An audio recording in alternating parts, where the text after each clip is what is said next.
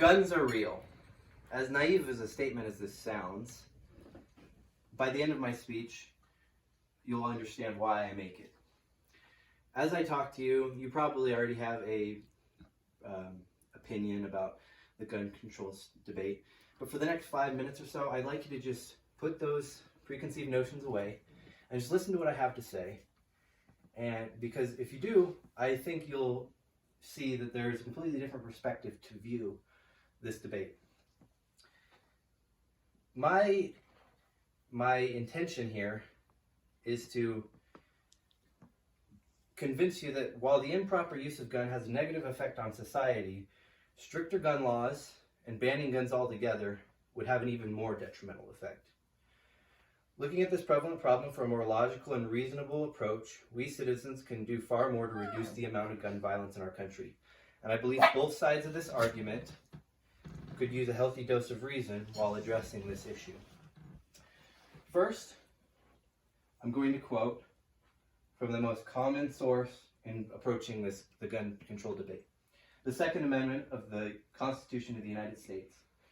It says, "A well-regulated militia being necessary to the security of a free state, the right of the people to keep and bear arms shall not be infringed."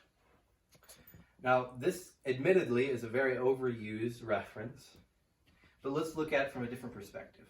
Our founding fathers knew something when they made this amendment. They understood the reality of guns, the prevalence of guns, and how guns would continue to be prevalent in the future.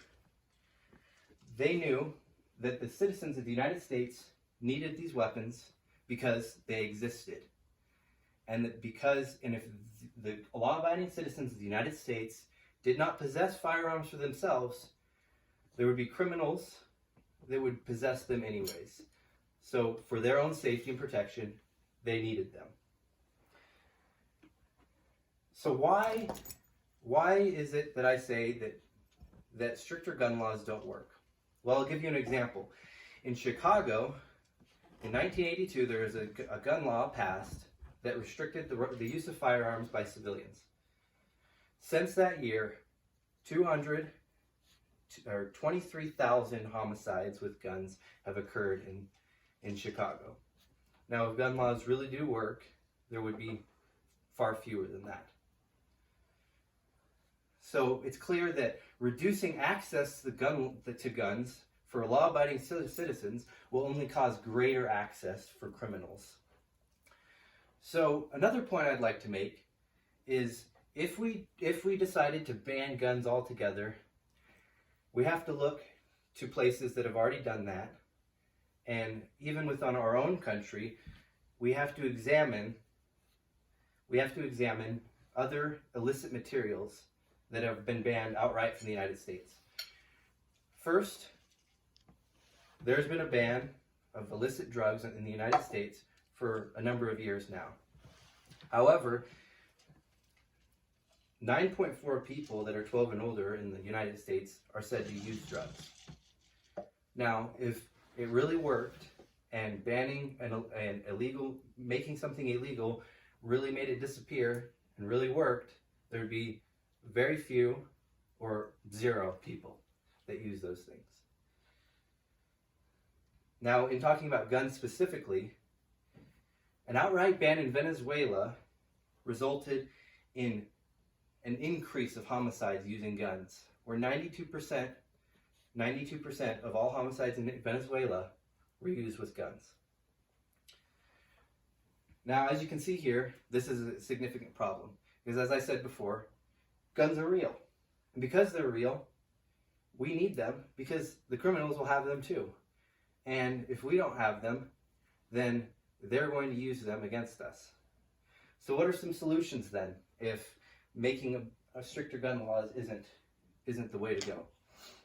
Well, first of all, I personally think background checks is a good idea.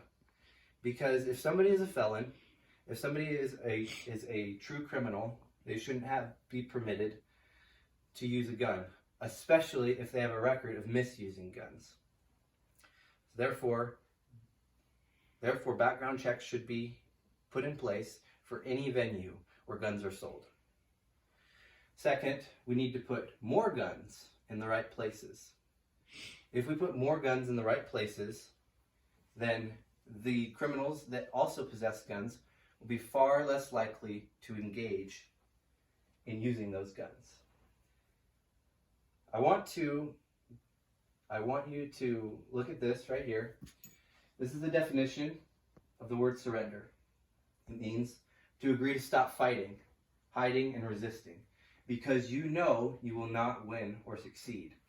An anonymous quote from a politician once said that if an armed burglar breaks into a house and sees that the people are unarmed, they will put down their gun and stop. While this is a nice fantasy to believe in, it's just not the case. However, if a burglar breaks into a house and sees that the occupants are armed, they are far more likely to surrender. Guns are real. Making them illegal or less legal will not make them disappear, but only put them into the hands of the right people, and that will do us harm. Our founding fathers understood this, and so should we. We must keep guns in the right places and put more in the right places in hopes that we never have to use them. But if the need ever arises, we will be enabled to protect ourselves rather than helpless to defend ourselves.